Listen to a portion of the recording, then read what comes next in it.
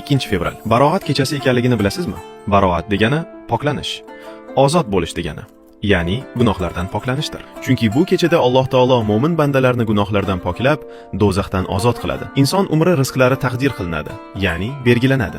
Sha'bon oyining yarmi 15 kuniga to'g'ri keladigan bu kecha Rasululloh sallallohu alayhi va sallam hijratning 2-yilida aynan shu davrda qibla Baytul Maqdisdan Makka Baytulloh tomonga o'zgartirilgan. Musulmonlar taxminan 16 oy davomida Masjidul Aqso tomonga namoz o'qib kelgan edilar. U kechaning bir necha nomlari bor.